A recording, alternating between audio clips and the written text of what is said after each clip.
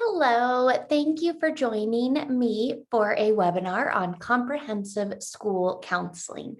I am Sarah Kirk and I am the school counselor specialist at the Oklahoma State Department of Education. A little bit more about me. You can see here some of my experiences and my training so that you can understand the lens that I view school counseling through. I was a school counselor for 9 years before joining the State Department of Education. I am a fierce advocate for the profession of school counseling, and I am just so excited that you have joined us and that you are ready to learn more about comprehensive school counseling. Or if you're not ready yet, maybe you will be by the end of this presentation. Please know that this is an overview of comprehensive school counseling that we'll be presenting today, and that there are other webinars and other resources that dive deeper into each component of comprehensive school counseling. So today will be a really brief overview, hopefully to get us all on the same page, and then we can dive deeper into each component. So of course, since we are not live together, I can't do this poll in real time, but I do want you to take just a moment and think about each of these questions for yourself as we get started. So thinking about where you are as we begin so that we can plan for where we want to go. So that first question, just true or false, just think in your head, I have heard of the ASCA National Model. Next question, true or false, I have implemented parts or all of the ASCA National Model. Remember, no right or wrong answers. This is just a really quick pretest to think about where we are so that we can plan for where we want to go. And the last question, just want you to briefly think through what is your biggest barrier to implementing the national model. So if you think about what stands in your way from doing so, maybe it's that you don't have the time. Time is always of the essence in school counseling. Maybe you don't have the knowledge or the training, you just don't know much about it.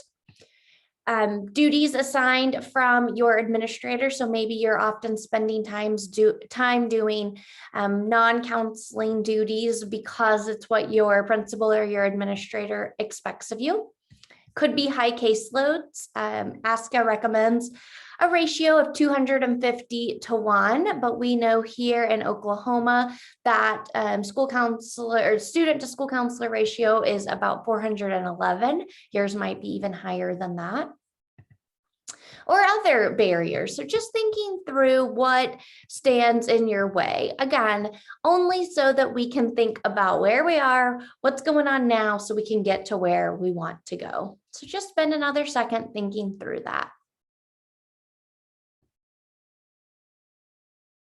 All right, so again, that's just for your information, just so you can think through where you are as we begin our presentation for today. So depending on what you just said was your biggest barrier, it's likely that the data supports that as a barrier for other school counselors. In 2019, I was able to survey Oklahoma school counselors about those key concerns, those barriers that prevent them from implementing the national model in comprehensive school counseling. And what I found was that a couple of key areas just kept getting mentioned over and over again. Like we mentioned, those high caseloads, administrators and other school leaders not understanding the role of the school counselor.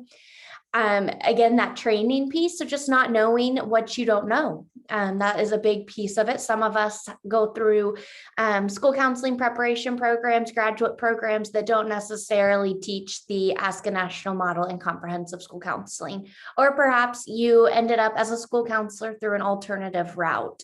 So of course you didn't receive that training and that education. And then another big barrier we hear over and over is that non-counseling duties that are assigned to us: testing, 504 coordination, recess duty, subbing classes, things like that. Obviously, it's going to take up a lot of our time and will prevent us from really being able to implement comprehensive school counseling. There. Came back again.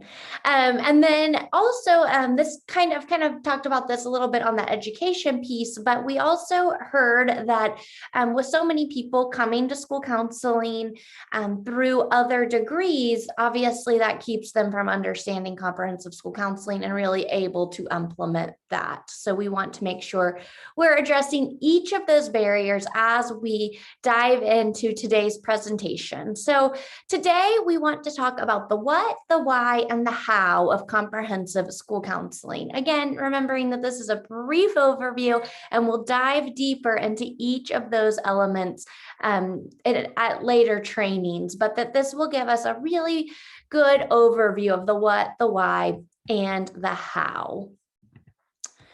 All right, so let's start off with the what. What is comprehensive school counseling and the ASCA National Model? We get that question all the time. So this quick definition is from the ASCA National Model, and I can just briefly read that it says that the national model outlines the components of a school counseling program, and it's really meant to tie to that school mission and vision to have a positive impact on student achievement, attendance, and discipline. So that's a very broad definition, but I like a couple of points that this mentions. The first thing is that it says it outlines the components. So we're not giving a really strict recipe for comprehensive school counseling. The ASCA National Model really allows for schools to create a program that fits your students' needs and your school's needs. So it's an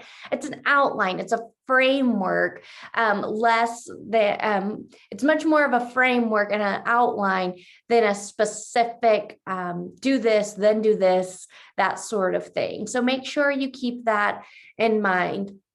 Another thing I like about this definition is that it talks about that the school counseling program is tied to that school's mission. We're not on an island doing our own thing. We are there for the school, we're there for the students, and our goal is to create better outcomes. So keeping that in mind as we think about what comprehensive school counseling is. So when we think about the national model, we like to think of it as a framework that guides school counselors to develop school counseling programs that are based on data-informed decision-making. So we're not just doing things because it sounds fun. It's based on that student and school data. It's delivered to all students systematically. So this is a really important piece. It might seem obvious, but some school counseling programs that have not evolved into comprehensive school counseling only serve some students, maybe students who have particular needs or students that are college bound or, maybe subsets of students, but true comprehensive school counseling serves all students. True comprehensive school counseling also includes a developmentally appropriate curriculum. So making sure that our school counseling program is based on something that's going to help build student skills and build students' mindsets and behaviors to get them ready for life after being with us. And we'll talk more about that as we go. And comprehensive school counseling programs are there to close achievement and opportunity gaps. Again, serving all students and making sure that we identify where those gaps are and work towards closing them. And the result, like we said, is those improved outcomes in achievement, attendance, and discipline. You'll see those three areas mentioned a lot because those are our three main ways to measure student outcomes. We want them to be achieving, we want them to be there, and of course, we want them to be able to remain in the classroom, and discipline impacts that. So when we look at this, then we're able to understand why comprehensive school counseling matters. And we'll actually get to the why in a little bit. We're still in the what, but I hope you can already begin to see why we want to evolve into this if we aren't already, because this is making sure that what we're doing matters, what we're doing is best for all students, and what we're doing is really based on data and based on student outcomes. Again, not just because it's fun or it looks pretty or it sounds good, but because we really see it making a significant difference in the lives of our students. So when we think about comprehensive school counseling, it's impossible for me to not compare it to maybe what school counselors of the past did, or maybe what your school counseling looks like right now. And that's okay. Again, that's why we work towards comprehensive school counseling. But I think the best way to show the evolution, the school counseling then and the school counseling now, is to talk about what guidance counselors of the past did versus what school counselors of today should do. So if you look at this list, you'll see there at the top a description of guidance counselors, and maybe that's a term you still use. Maybe that's what they refer to you as at your school. Our hope is that we are moving towards school counselors. That's the appropriate term that we want to use. Guidance counseling isn't bad, it's not wrong, but we have evolved past that. That's what once was seen as effective, but research and evidence-based practices have shown us that when we make this switch to school counseling, and it's not just the term from guidance counselor to school counselor, but when we really make sure our role evolves, we have better outcomes for students. So when we think about guidance counselors of the past, they were really reactive. So they only responded to problems and issues that came up in the school. Again, they only served some students. They weren't there for all students. It was just really a small group of students that experienced services provided by the guidance counselors. There wasn't a lot of data collection or impact being measured. And when it was really through feelings, like if the student felt better or was able to return to class, or perceptions, but not that really good outcome data showing the results of our work. And most importantly, I think, is guidance counselors of the past were not a really integral part of the educational team. Instead, they worked in isolation. They weren't a part of the school improvement process. They were really on their own island doing their own thing. And again, as we've studied the profession and best practices, we've seen that there's a really strong shift towards that proactive, preventative, data-driven school counseling program for all students. Every student in the school should be served by the school counseling program. And we should be able to measure the impact of that school counseling program, again, by those three areas of achievement, attendance, and discipline or behavior data. And because of that, of course, that makes school counselors a really important part of the school improvement process, because we are a part of those school-wide goals. We're a part of each of those big steps towards better serving our students. School counselors are also seen as school leaders, where guidance counselors were not. Again, they didn't work real collaboratively with the school team, so they weren't seen as school leaders. And now, of course, school counselors of today don't only work as a school counselor, but they're also there to develop, manage, and evaluate a comprehensive school counseling program. You'll hear me talk about comprehensive school counseling programs. And some of you may be thinking, but I'm the only school counselor at my school, so I can't have a program. I'm just a school counselor. But if done well and if done right, even a solo school counselor can develop a comprehensive school counseling program that utilizes other people as a part of that program. I was at an elementary school for 7 years, and I was the only school counselor. But I worked really hard to create a comprehensive school counseling program that used lots of stakeholders and really integrated community members and school staff and volunteers and all sorts of people to be a part of that program. So that's why you'll hear me say that language. And again, that's new through this evolution from guidance counseling to school counseling. And if you're not convinced yet that we should be school counselors instead of guidance counselors, I've linked a couple of different documents that show the research to support that as well. So you can check that out. And if you have any other questions about that evolution and working towards being a school counselor instead of a guidance counselor, of course, you can reach out. All right, so let's finish up the what of school counseling. So when we talk about the what of comprehensive school counseling, I like to say that there are a couple of different ways we can really define what it is. So first of all, the 3 domains. I'm sure you've heard this before, but in school counseling, we have 3 domains: academic, social and emotional, and college and career.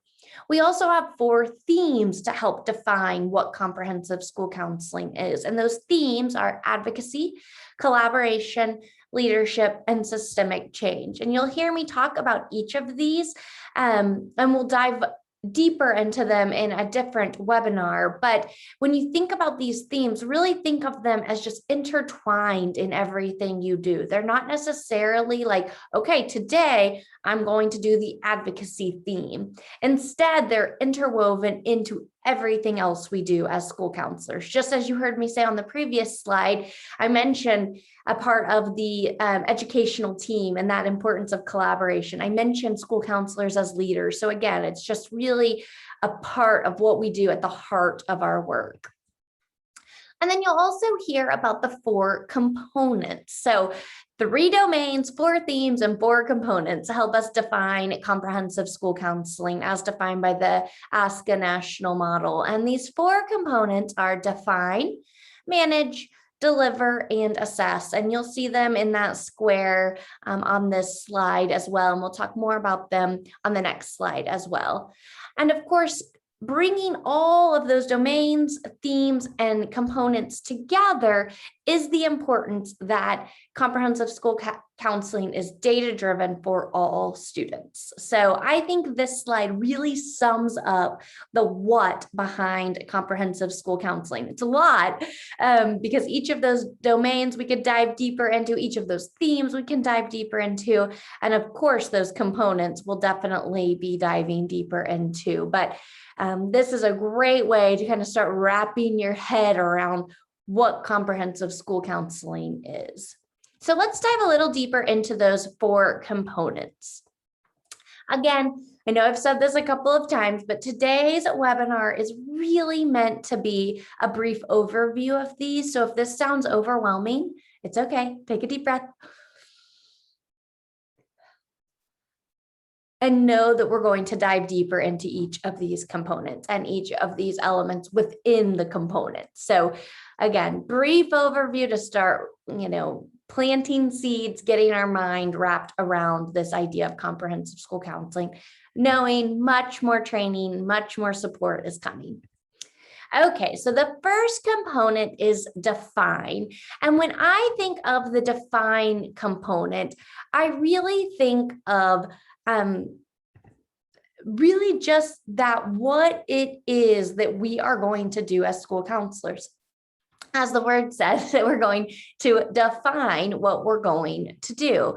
So the 3 sets of standards that define the school counseling profession are the ASCA mindsets and behaviors. So that think of as the student standards. If you're not familiar with those, take a look at those, but you'll very quickly see those are what we want students to learn as a result of our school counseling program. So those are our student standards. They're the mindsets and behaviors. The second set of standards that are a part of the define component are the ASCA ethical standards. So of course, that is what school counselors, the adults, need to do to make sure that our practices are ethical. And then the third set is also for the adults. That is the ASCA School Counselor professional standards and competencies. So those are written as what school counselors should be doing to serve their school and their students. So 3 sets of standards, 1 for the students and 2 for us as the school counselors. So define's pretty easy, pretty easy to wrap your head around what it is that those standards do. They're just defining what our school counseling profession should look like. So then we get to dive into the manage component. And again, deep breath, we're going to dive into each of these parts of this component much deeper as we go. But when we think about manage, how I like to think of this is that this is kind of the behind the scenes planning. So this is managing and preparing for the implementation of the school counseling program. Just like that first line says, guides the design and implementation of a school counseling program that gets those results, those positive student outcomes as a result of what we have managed, what we've designed and implemented.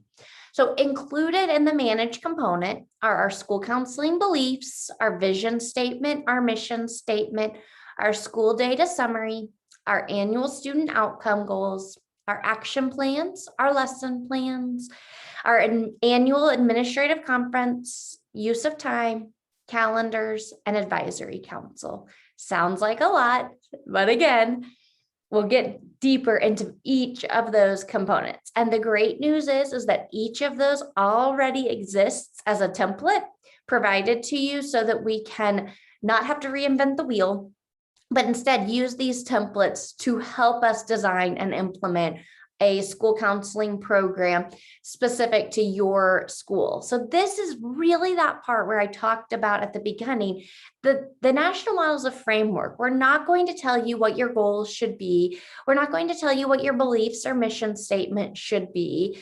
We're not going to tell you what your lesson plan should include, but we're going to give you a framework that helps lead to positive student outcomes. And then you get to plug in what fits for your school best.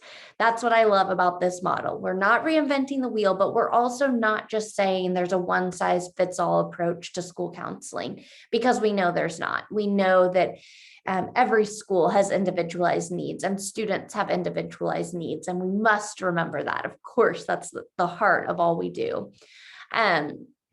So this, again, managing our school counseling program. So we've defined it. We know what it is that defines what we're doing. Now we've managed it. Then we get to the fun part. The next component is that deliver component. This is where we get to deliver services to students. So when we think about deliver, school counselors deliver services to students, and we typically break those up into direct student services and indirect student services. So we'll dive deeper into each of those later on. But if you think of direct student services, that's face-to-face with students. So that is our instruction, our appraisal and advisement, and our counseling. And when we think about indirect student services, that's what we're doing that's not face-to-face with students, but it does impact students, and it does, it counts as delivering student services, because even though we're not face-to-face, it makes a difference. So keep that in mind, because some people hear indirect and they think like, oh, that's when I'm doing things I shouldn't be doing, like testing or something like that. But that's not the case.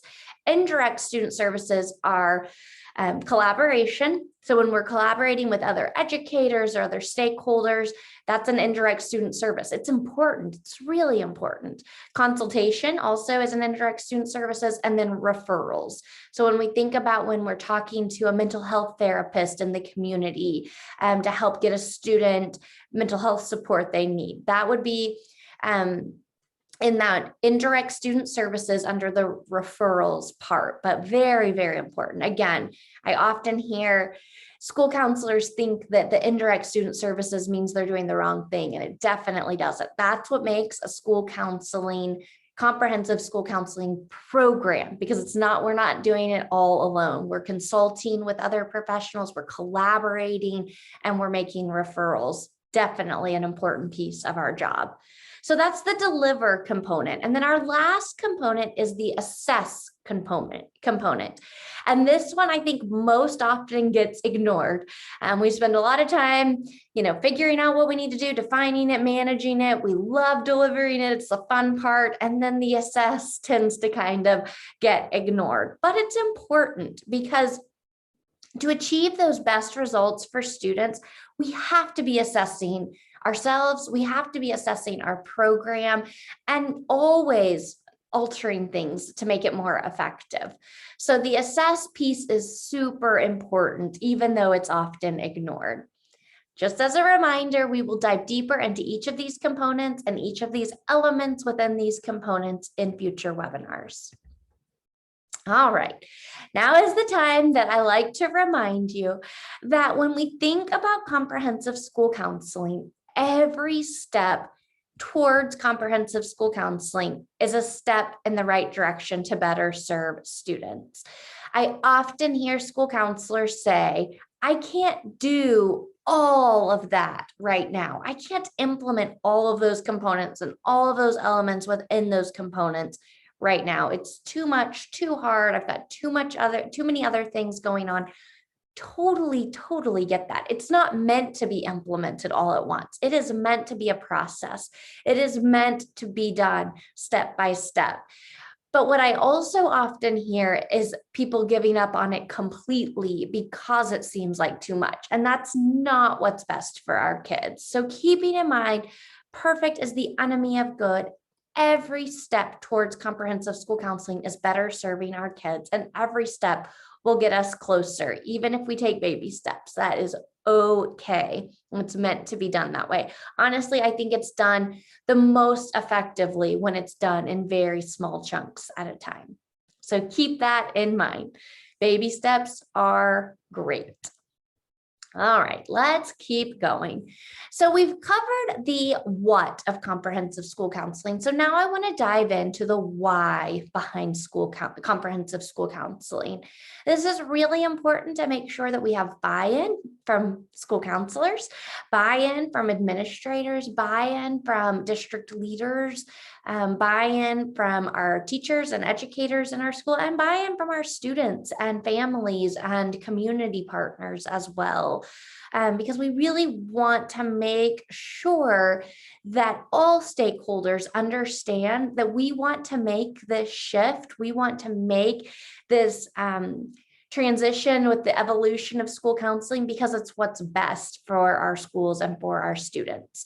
So when I talk about the why behind comprehensive school counseling, I like to look at these 4 components of why, and I love a good alliteration. So I've created it in a alliteration way. But we'll talk today about why comprehensive school counseling is what's best, and we'll talk about how it redefines roles, determines direction, creates collaboration, and has bountiful benefits. And if you'll just take a look at that quote real quick, I think this really sums it up as well. There comes a point where we need to stop just pulling people out of the river. We need to go upstream and find out why they're falling in.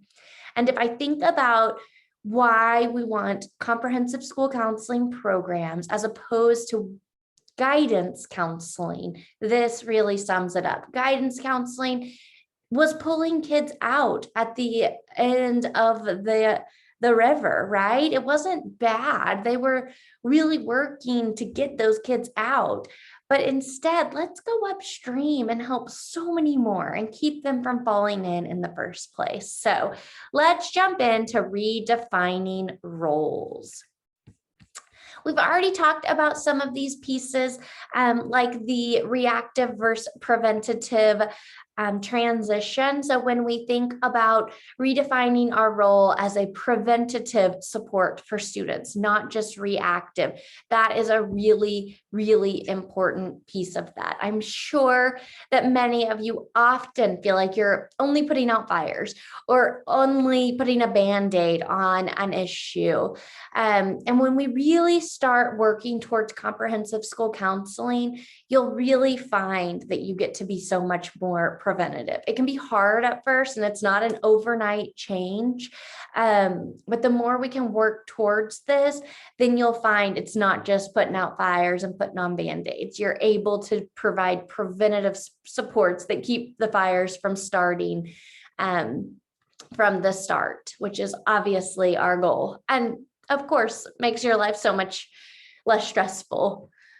So what does this look like? If we're working towards comprehensive school counseling, if it's redefining our roles, what do we do to make sure that happens? And there are a couple of elements of comprehensive school counseling that I think really paint the picture of redefining our roles. And the first one is setting program goals. You might remember that was in our our manage component of our comprehensive school counseling. We talked about that manage component being the behind the scenes work, and program goals was one of those. And this can really help redefine your roles because it really shows that you are able to provide supports to meet goals that align with your school goals. And that's really important. It really helps your administrators and your district leaders understand why your redefined roles matter. Creating action plans to meet those goals. So again, the action plans were a piece of the manage component. We'll talk more about as we go on, but just start wrapping your head around how this would work. Because those action plans lay out what you should be doing as a comprehensive school counselor to meet those goals. So they start talking about the instruction that you'll provide, the small groups that you'll provide, the counseling, the appraisal and advisement, all of those elements to meet those goals. So again, we're redefining what our role looks like. We're making sure other stakeholders understand what those roles should look like. And that weekly and yearly calendars do a great job of that as well. If we start filling our calendar, it's much less likely that someone else is going to fill it for us, especially when our school leaders and our administrators and our district leaders can see how our calendars are filled with things that directly align with those school improvement goals, because we are a part of the school improvement process. The other thing that we can do to help redefine our roles is the use of time tool. Again, another piece of that manage component that we talked about. And the use of time is a really easy to use template that allows you to see how your time is spent. So it's just a way where you track each day what you're doing, how you're spending your time. It calculates it for you, and you can really see, am I doing enough direct student services? Am I doing enough indirect student services? Am I spending way too much time on non-school counseling duties? Those types of things. So this can be a really, really good advocacy piece that can help you redefine your role. And I have an example of a use of time tool. Again, yes, I already mentioned that, but each of these elements, the program goals, the action plans, the calendars, and the use of time really increases awareness, advocacy, and our action towards redefining our roles. So let's look at this example use of time document. This was data that was collected from ASCA. They interviewed 7,000 school counselors nationwide, elementary all the way through high school, about how they spend their time. And you can see the results here. So we'll quickly go over what these results show. So remember, we talked about the difference between direct and indirect student services. So you can see there, on average, all of the 7,000 school counselors that were included in this research report, they spent about 58% of their time in direct student services. You can tell there that the highest was at the elementary level, which probably isn't too surprising. But I really love the high school percentage there. 56% of their time direct face-to-face student services, which I think is excellent. That's really showing that the evolution of school counseling. I bet if you would have collected this data 20 years ago, high school counselors would have been much, much lower, not doing nearly as much direct student services. But that's really the evolution of comprehensive school counseling. And then you can see those direct student services are broken up by those three areas we talked about: counseling, instruction, and appraisal and advisement. We aren't going to dive too deep into this, but instruction is like those counseling lessons you do. It can also be small groups.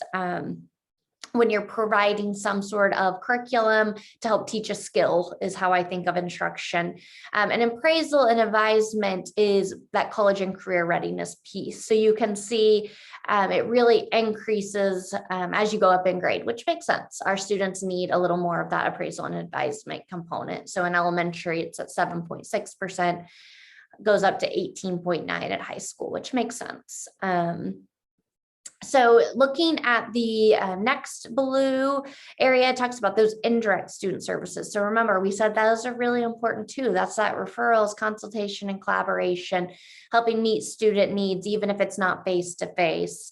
And you can see there, on average, 16.8% of a school counselor's time is spent doing that. So we really want our goal to be that our direct and indirect student services equal 80%. And if you see here, based on these 7,000 school counselors, for the average of all of the respondents, let's see, what is that? Like 74% of, if you add up the 57.5 plus the 16.8. So that's a really pretty close to that 80%. And you can see elementary is at about 76%. So they're pretty close, but even high school, I always get asked, this doesn't work for high school counselors. Comprehensive school counseling, the national model, doesn't fit for high school counselors, but you can see here it can, and it is what's best for our kids. And of these 7,000 school counselors across the nation, they were still able to spend about 74%, even at the high school level, about 74% of their time with those direct and indirect student services, which is awesome. And keep in mind, this data was collected in the heart of COVID. It was in the fall of 2020. So that's really awesome that school counselors were still able to spend that much of their time in those direct and indirect student services. So I included this in our presentation today so we could kind of walk through what that looks like. I also think this is a great tool to compare your use of time to this, because it's a really good nationally done research report. And so if you do your use of time and you see that you spend about 30% of your time in direct student services and about 10% in indirect, you'll see that those are some shifts that we need to work towards, and it's a great advocacy tool with your administrators. All right. Okay, the next why behind comprehensive school counseling, we talked about redefining our roles. Now we're going to talk about determining direction.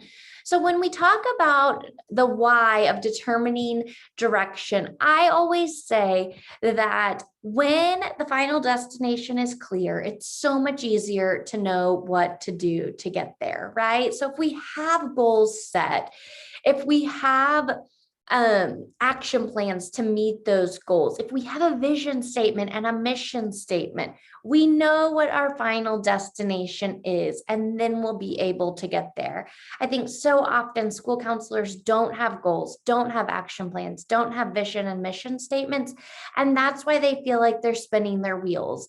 That's why they feel like they're only reactive, because they don't have a final destination in mind. Of course, there will be setbacks, there will be detours along the way. We know that. But we don't want to set out on a road trip with no destination. We expect, to veer off for a bit. We expect to have different things possibly get in the way. Some might be good, who's been on a road trip that all of a sudden saw a really great landmark that you decided to stop at, and that's totally fine. But we're still keeping the final destination in mind, and determining our direction is such an important why behind school counseling and this comprehensive school counseling program model. And our third why behind comprehensive school counseling is that it creates collaboration. Like we've said over and over today, school counselors are not meant to work in isolation. If we are working in isolation, we are not best serving our students. Comprehensive school counseling programs are really meant to be implemented in collaboration with administrators and educators and students and caregivers and community partners, all of those pieces, to really use leadership and equity and advocacy to promote that systemic change within our schools that serve all students. We certainly can't do it all. You're not expected to do it all. That will burn us out. It takes our team. But when we really implement comprehensive school counseling, then we use the collaborative element to get, again, to our final destination. When we do collaboration well and when we do it right, our students are better served. We are less tired. We are less burnt out. And of course, our students are the real winners. So what does this look like? A couple of different elements. The annual administrative conference is an important piece of that. Again, that was within that manage component of the national model.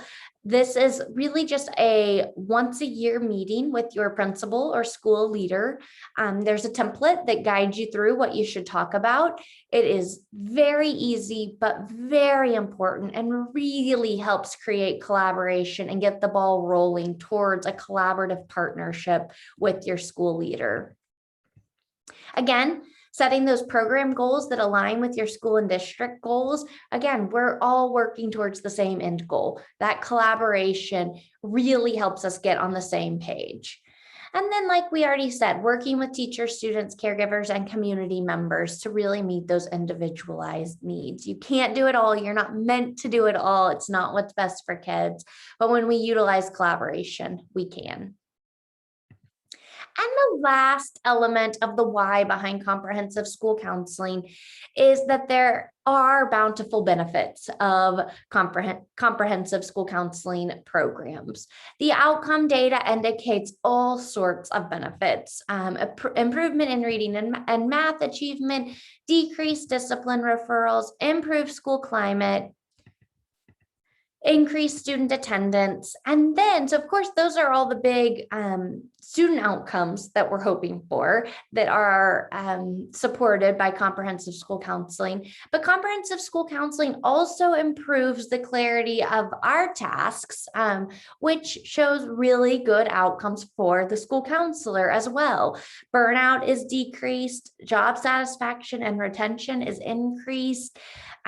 We are providing better direct student services, so the quality of our services improve. There's just so many benefits, both for the students and the school counselor and the overall school environment when we implement comprehensive school counseling programs with fidelity. All of that research is linked there if you want to read about it more. All right, so that wraps up our why behind comprehensive school counseling programs. We've talked about the what and the why. And so now we're going to spend some time talking about the how. Again, keeping in mind that we're going to dive deeper into each of those components and each of the elements in the components in future webinars. But when we think about overall, how can we implement comprehensive school counseling? The most important thing to do is that to keep in mind is that it's one step at a time. We already said one step in the right direction better serves your students. So keep that in mind. But if you want some ideas of how to get started, I recommend a program audit. This is linked there. You're more than welcome to view that and then make a copy of it and complete it for your school and your comprehensive school counseling program. This is a really simple document that just allows you to reflect on which of these components are already in place or starting to be in place. So it can help you understand where you should go. Please don't be overwhelmed if the program audit shows that you don't have any of these things in place. Again, that's okay. It's meant to be a process. It's meant to be implemented one step at a time. It's totally expected that you don't have this already done. That's why we're learning about it. And then once you've done the program audit, if you think, okay, well, I have a lot of things I haven't done yet, where should I begin? These are some recommendations of what I think would be helpful. But again, you can do whatever you want. There's no specific prescription of how you have to do this. I think that creating calendars and using calendars is a great place to begin. Creating an annual and a weekly calendar can really help, like we said, redefine your role and determine that direction because you have a calendar showing what you want to do and where you want to go. Same with that mission and vision statement. That's a great starting place so that you can advocate for your role and your mission and your vision for your school counseling program. I also recommend that administrative conference we just talked about. That is a really simple one-time meeting to help you get this ball rolling also. So if I could tell you 3 things to do right away, these would be the ones I would recommend. Writing that mission and vision, creating those calendars, and having that administrative conference. Again, don't forget that there are so many resources about each of these elements out there. ASCA provides templates for the calendar. You don't have to create it on your own. They provide a template for that principal or admin conference. So again, you're not having to reinvent the wheel. And the other thing I always tell people also as they begin is not to be afraid of data. Of course, start small. Don't feel like you have to collect data for every single thing right away. But I think if you start collecting some data, you'll realize it's much easier than you expected. And of course, we'll have additional webinars that tell you more about data as you go. But I did want to give you a couple of examples of charts that I have, data collection I have done in the past, just so you can see just how simple it could be. It always sounds scary, but it isn't, I promise. So you could collect data that looks like this. This is just how I spent my time in the fall of 2019. So these were just the services I provided. So I had a notepad. I did tally marks. You can also use Google Forms or different things to track what you're doing. But I just kept track of the direct and indirect student services I provided.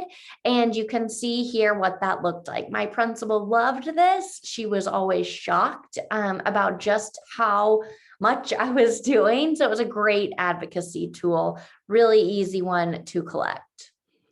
Another one that I have here is this. So this is some outcome data. This was a small group that I did for a group of students that had a high number of behavior referrals. So you can see in the blue was the number of behavior referrals before I started the group. This was the whole year before, and then just one semester before. And then after the group, there was none. There's no yellow bar. So again, just a really quick way. I think this was a pre-K group that just had 3 students. So it was a pretty small group, but we talked about some emotion management skills and things like that. And we had a really positive outcome because we didn't have any behavior referrals the entire year after the group was implemented. Again, super easy outcome data. It didn't have to be every student in the school. This was just for the small group that I ran with them. Here's another quick graph that was super easy to collect. We had a 2nd grade classroom that we noticed at winter break had a really high number of behavior referrals. They had 32, that column on the left, before Christmas break, just in that one 2nd grade classroom. And so over winter break, I worked with that teacher, and we had decided that I would come every morning to implement a mindful moment. And so we started out that every day I just started in that classroom. I only spent about 5 minutes in there, but I just did a different type of mindful moment, usually just a very simple, I had scripts that I would read that allowed them to calm their body, take a few deep breaths. It was very easy. I really enjoyed it. It always started my day off better. The teacher said she had better days because of it as well. So I started doing it every day, and then I started doing it just on Mondays. And then eventually we got to the point that the teacher felt confident and comfortable that she could implement them during their morning meeting. And so it got to the point that I was not doing anything, but you can see from the first semester, there were 32 behavior referrals in that class, and the entire second semester, there were only 8. So really great outcome there, really easy data to collect, really easy intervention to implement, and obviously so beneficial. Here's some attendance data. Again, you can see this was a small group for students who had some attendance difficulties, and you can just see there the positive outcomes as well. This is a perception data chart. So this was a pre-test and a post-test I gave to a small group of students before, I gave the pre and post-test to the teachers of the students in the small group. And they were all in the small group because they were easily distracted and had difficulty staying on task in the classroom. So we worked on some focus and attention interventions, and you can see there that mostly the students really improved as a result of the small group. You can see that the question that states students gets along well with others, we actually saw a decrease in those scores. So that tells me good information too. So don't be afraid to collect data because you don't want it to show that something didn't work, because that's okay. I saw that this meant that maybe in that small group, I should add some lessons or skill building about getting along well with others. Or maybe that means that those students need to be a part of another group or another intervention. So it's totally okay for your results to not be perfect. We're not expected to be perfect. In fact, even if, let's go back to this one. Even if we would have seen that this didn't work, that's still important data, because then we would know we need to try something different. Like, let's not waste our time spinning our wheels doing something that doesn't work. So totally okay to collect data and see that it didn't work. The only thing that's not okay is to keep doing it. If you see it didn't work, then we're not appropriately assessing our school counseling program. All right, so hopefully those give you some insight into how not scary data is, and that you can start collecting this without feeling like it has to be too super overwhelming and really intensive. And again, we'll dive deeper into how to collect data, the different types of data in a future webinar. And as we conclude, I just ask you to remember to ask yourself, is it what is best for students? And that answer always leads you in the right direction to the right decision. So when we think about comprehensive school counseling and implementing a comprehensive school counseling program, it can seem overwhelming. But remember, if we keep in mind it's what's best for our kids, it is okay and should be done in baby steps, then I hope that you can see just how doable this is. And just how great it could be for your school counseling program and for your students. If you have any questions, please reach out. That's my email address, my work phone number. And I also like to post a lot of helpful resources on social media, typically Instagram, a little bit on Twitter also. Certainly feel free to follow along if that would be helpful. And like I said, be on the lookout for more webinars and more resources as we dive even deeper into comprehensive school counseling. If you want some reading to do on your own, these are my 3 biggest recommendations that help you build a strong comprehensive school counseling program. So check those out. They can all be purchased on the ASCA website. Again, thank thank you for joining us today. Mostly, thank you for everything you do to support your students. It does not go unnoticed. I know how hard your job is. I know how big your job is. I know how important your job is. And I am constantly your cheerleader and advocating for you. So please reach out. Please let me know what I can do to support you. And in the meantime, keep doing what's best for kids. Thank you. Bye-bye.